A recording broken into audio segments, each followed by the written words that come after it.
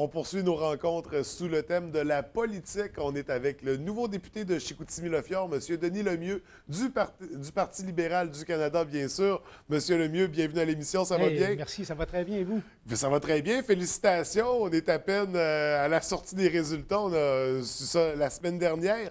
Donc, comment s'est déroulée votre campagne? Si on faisait un petit retour, parce que vous avez parlé d'une campagne très peu coûteuse, une campagne économique. À la fin de la campagne comme ça, est-ce que vous avez fait votre bilan? Oui, bien en fait, tout le long de ma campagne, j'ai dit que moi, je voulais faire de la politique pour aider le développement économique de la Oui. région, puis tenter d'être un politicien modèle. Fait que je me voyais mal dire à mes citoyens, je vais essayer de créer de la richesse chez nous en dépensant le maximum du budget qui m'était alloué pour la campagne électorale de près de 200 000 Donc, on a réussi à faire notre campagne électorale avec environ 23 000 Fait qu'on est OK, très fiers 10 de ça. du budget prévu. Environ 10 du budget prévu. Ça veut dire qu'on a fait une campagne comme les gens ont vu, pas de local électoral. On n'a pas acheté de publicité TV, très peu de publicité radio, un petit peu de publicité dans les journaux.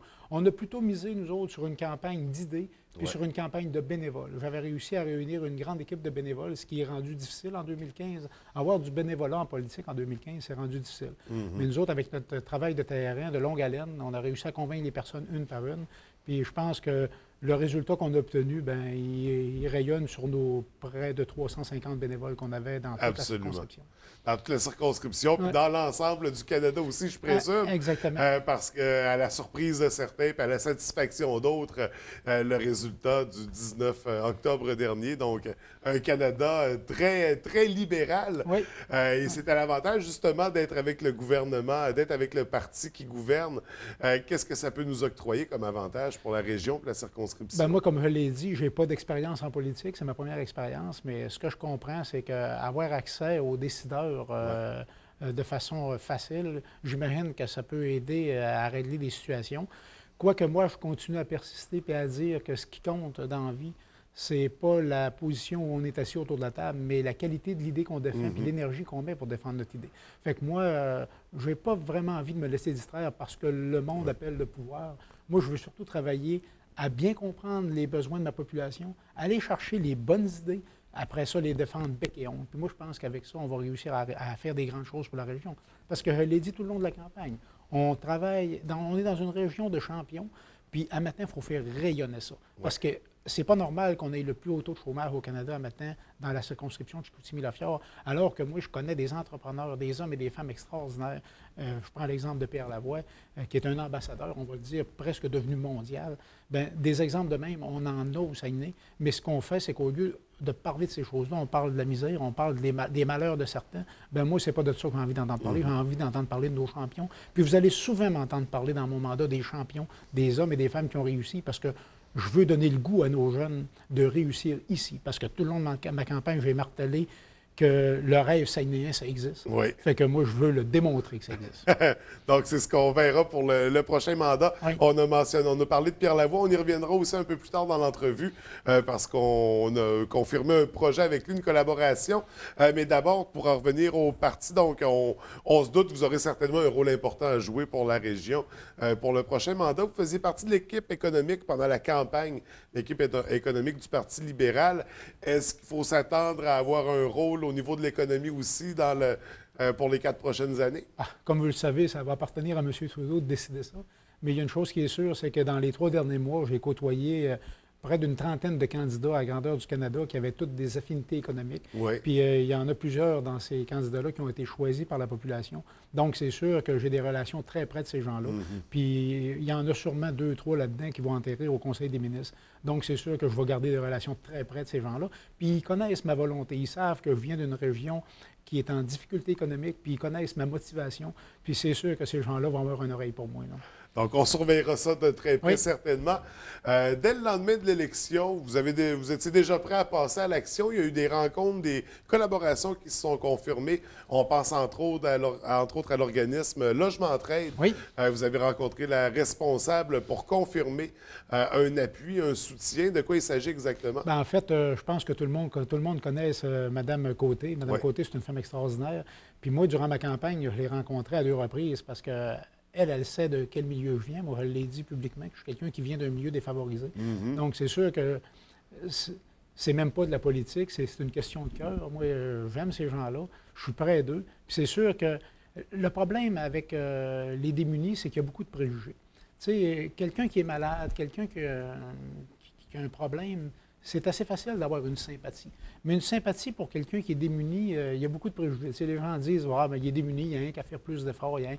Mais c'est parce que les gens ne vont pas gratter en arrière du problème. Puis moi, ben, vu que je viens de ce milieu-là, j'ai beaucoup de facilité à comprendre ces problèmes-là. Fait que moi, c'est sûr que j'ai envie de me battre pour ces gens-là. Puis ils ont été beaucoup délaissés dans les dernières années. Il y a eu beaucoup, beaucoup de coupures dans les logements sociaux. Puis M. Trudeau s'est engagé dans la campagne à réinvestir des sommes importantes dans les logements sociaux. Puis moi, c'est sûr que je vais forcer, puis je vais travailler fort pour que le Saguenay, puis le Québec, on ait notre part du gâteau, ça c'est sûr. On parle justement, M. Trudeau parlait de près de 20 milliards sur une période de 10 ans. En fait, plus précisément, 19,5 milliards. Exactement. Donc, on aura certainement la chance d'en profiter ici dans la région. On parlait de Pierre Lavoie tout à l'heure. Donc, on y vient. Vous avez participé aux 2 grandes marches de Pierre Lavoie. Une qui avait lieu ici, une qui avait lieu à Montréal. Vous n'avez pas marché entre les deux, non? Non. Donc, ça s'est bien déroulé. Mais vous en avez profité pour confirmer une collaboration avec M. Lavoie sur l'un de vos projets. Bien, en fait, durant ma campagne électorale, j'avais pris un engagement avec le docteur Mario Léoné de l'Université du Québec à Chicoutimi. Eux ont une chaire de recherche sur les saines habitudes de vie. Ils sont une quarantaine de chercheurs multidisciplinaires d'un peu partout qui sont réunis à Chicoutimi pour promouvoir les saines habitudes de vie. Puis, ils ont un besoin criant d'espace puis d'infrastructures pour aller de l'avant avec leurs projets. Puis moi, quand j'ai été mis au courant de ça, je les ai dit, écoute, moi, je veux m'associer à vous, puis je veux amener votre projet à Ottawa parce qu'on a des problèmes d'infrastructure pour ça. Puis je m'étais engagé à trouver ces 20 millions-là qui ont besoin. Mais durant ma campagne, je n'avais pas abordé la question avec M. Lavoie parce que moi, je trouvais que la politique, c'est une chose. Puis M. Lavoie, je le vouais bien au-dessus de la politique, bien au-delà de tout ça. Puis quand il y a eu la marche, l'équipe de Pierre Lavoie m'ont contacté, puis ils m'ont demandé si je voulais participer. J'ai dit, c'est sûr. Puis là, j'ai parlé avec M. Lavoie, puis M. Lavoie a dit, Denis, je suis au courant de ton projet, puis tu peux utiliser ma fondation puis mon nom pour dire qu'on est d'accord avec ton projet puis qu'on va t'épauler. Fait que pour moi, là, ça a été comme une première lumière qui s'allumait depuis mon élection, parce que je me suis dit, un des 3 projets que j'ai portés durant ma campagne a une écoute intéressante. Puis j'ai été invité à m'adresser à la foule samedi. Puis ce que j'ai dit à la foule, c'est que j'ai dit, je tiens mordicus à ce que ce projet-là marche dans la région. Puis je suis même allé jusqu'à dire, j'aimerais que le Saguenay devienne la capitale canadienne des saines habitudes de vie. Puis à Montréal, quand je suis allé marcher à Montréal avec des collègues, j'ai invité des collègues de la région de Montréal à participer à la marche pour qu'ils soient sensibilisés à ce qu'on veut faire ici au Saguenay. Puis non seulement j'ai eu une bonne écoute de mes collègues, mais quand j'ai marché à Montréal, il y avait beaucoup de médecins. Puis j'ai dit, je vais aller jaser avec les médecins pour voir ce qu'ils en pensent. Puis j'ai été surpris de voir que la majorité des médecins avaient entendu mon discours, étaient au courant du projet au Saguenay. Il y en a même qui m'ont dit, hey, wow, attends un peu, le Saguenay, capitale des saines habitudes de vie. Nous autres aussi à Montréal, là, mais l'avantage qu'on a au Saguenay par rapport à Montréal, c'est que nous, on a Pierre Lavoie. Oui. Donc, c'est sûr que ça donne un bon coup de pouce. Donc, un beau projet à surveiller. Une belle collaboration également. On va poursuivre. Vous avez été questionné sur la possibilité en fait, le 2e pont de Chicoutimi, dont on entend parler depuis plusieurs années. Il y aurait également des sous prévus par le gouvernement dans les infrastructures, on le sait bien. Est-ce qu'il faut s'attendre à ça pour le prochain mandat, le dossier du pont? Moi, c'est sûr que, comme vous savez, mon collègue Marc Patterson était candidat dans Jonquière. Tout le monde sait que Marc, c'est le grand défenseur du projet d'un 2e pont. Absolument. Fait que c'est sûr que j'ai été très sensibilisé par Marc aux besoins du 2e pont. Aussi, j'ai fait campagne avec Mme Marina Larouche, une femme exceptionnelle de Chicoutimi-Nord, qui m'a aussi sensibilisé à ce projet-là. Fait que moi, ma position est très claire. Le 2e pont, c'est un projet de juridiction provinciale, puis avec des besoins aussi avec la municipalité. Moi, du côté fédéral, c'est sûr que ce que le gouvernement du Québec, puisque la municipalité vont décider, c'est sûr que moi, je vais être derrière eux, puis je vais aller chercher le maximum d'argent dans le programme des infrastructures fédérales, le fameux 120 milliards, le soi-disant. C'est sûr que si on fait appel à moi dans le projet du 2e pont, je vais être un des joueurs importants de la game. Là. Donc, la porte est grande ouverte pour la collaboration. Absolument, absolument. Donc, il ne faut pas hésiter à sauter sur cette occasion. Également, vous avez rencontré, suite à l'élection, des investisseurs pour 2 projets d'usine ici dans la circonscription. De quoi il s'agit exactement? En fait, j'en ai parlé durant ma campagne électorale. Le premier qui me tient à cœur, c'est de ramener au Saguenay une usine de fabrication de tôle d'aluminium. Oui. En fait, on était bien équipés là-dedans avec Novelis, qui a fermé ses portes il y a 2 ans. Puis moi, en fait, il reste une usine de fabrication de tôle d'aluminium au Canada. Puis moi, je pense qu'avec l'industrie automobile qui prend le virage de la tôle d'aluminium dans la fabrication de leurs châssis, entre autres le F-150 puis Tesla, moi, je pense que la région doit se positionner dans ce marché-là. Parce qu'au Saguenay, je l'ai dit durant ma campagne, puis je le répète à qui veut m'entendre, on a l'aluminium la plus verte au monde. Puis à matin, ça n'a pas d'avantage économique parce que les gens ne sont pas encore assez sensibilisés au crédit de carbone. Mais moi, je pense que dans un avenir rapproché, on va le voir avec la conférence de Paris qui a lieu au mois de décembre, Oui. moi, je pense que lentement, l'aluminium vert, puis j'utilise vraiment le terme aluminium vert, va prendre une place importante dans le marché nord-américain, puis plus particulièrement dans l'industrie automobile. Fait que moi, je veux que le Saguenay se positionne de façon stratégique là-dedans. Puis il y a un groupe de scientifiques et de gens d'affaires qui ont la même vision que moi. Puis je les appuie totalement dans leur démarche. Puis c'est sûr que je vais me battre avec eux pour ramener au Saguenay une usine de fabrication de tôles d'aluminium. Donc, c'est pour la première usine. La deuxième usine est plus au niveau... Ça, c'est plus au niveau... C'est encore relié à l'environnement parce que moi, je suis très axé vers le développement durable. C'est une usine pilote pour la fabrication de biocarbone métallurgique.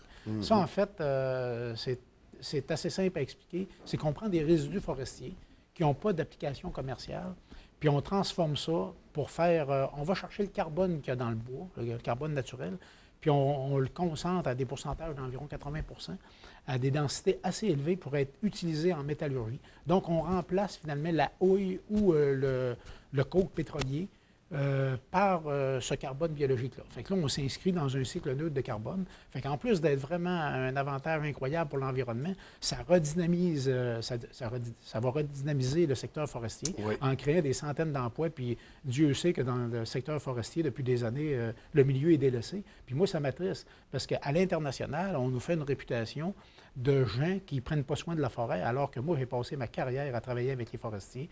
Puis c'est tellement pas vrai que les forestiers régionaux ne prennent pas soin de la forêt. Moi, je pense que j'ai fait plusieurs pays dans le monde, puis je pense qu'on devrait être très, très fiers. Absolument, très fiers de nos forestiers. Ouais. Puis moi, c'est un des chevals de bataille que je veux mener à Ottawa. Toutes les fois que je vais avoir une tribune pour parler de la qualité de nos forestiers, qualité environnementale, puis des bons gestionnaires de nos forestiers, c'est sûr que je vais le mettre sur la table. Donc, un beau projet à surveiller également au niveau de cette deuxième usine. Oui. Rapidement, qu'est-ce qu'on a à surveiller pour les prochains jours, les prochaines semaines? Bon, en fait, moi, c'est sûr que toute la semaine, j'ai des rencontres économiques. Il y a un projet très important que je surveille de très près, c'est le projet d'Ariane Phosphate. Oui. C'est un projet d'1,2 milliard qui est très avancé. Un projet qui serait extraordinaire pour la région. Là, je comprends qu'on est à... On a eu des OK pour le Bureau des audiences publiques. Il reste par contre des choses à régler au niveau des installations portuaires. Puis ça, c'est quelque chose qui est de juridiction fédérale. Fait que c'est sûr que cette semaine, j'ai des rencontres de prévues avec les gens d'Ariane Phosphate, puis avec les élus municipaux de la MRC. Puis c'est sûr que je vais aller avec ma collègue, Mme Trudel, qui va participer à ces rencontres-là aussi. C'est sûr qu'ensemble, on va regarder tout ce qu'on peut faire avec le gouvernement fédéral pour accélérer au maximum ce projet-là. Moi, je pense qu'Ariane Phosphate, c'est un projet qui va se réaliser. La question, c'est qu'il faudrait travailler pour que ça se réalise le plus vite possible, parce que la région a un urgent besoin de projets majeurs. Puis j'ai rencontré hier soir un groupe de propriétaires de PME, tous des gens extraordinaires que je connais depuis longue date. Puis dans la région, on a des capacités grandes de même, mais on a des projets grands comme ça. Fait que le problème, c'est que ça nous prend quelques projets majeurs pour remettre tout le monde à l'ouvrage, puis mettre 100 de notre potentiel économique au travail. Puis ça, bien, un projet comme Ariane Phosphate, ça sera un bel exemple qu'il faudrait concrétiser rapidement. Absolument. Donc, c'est un projet qu'on continue de surveiller de très près. Écoutez, une première semaine de mandat très chargée, très active. Non, puis je les espère toutes demain. Bon, ça va être un 4 ans épuisant, certainement. Non, ça va être le fun. Ça va être le fun. Écoutez, M. Lemieux, je vous remercie de nous avoir accordé cette rencontre. C'est moi qui te remercie. Félicitations encore, puis au plaisir de se revoir pour une prochaine entrevue. Ça me fait toujours plaisir. Merci. Merci.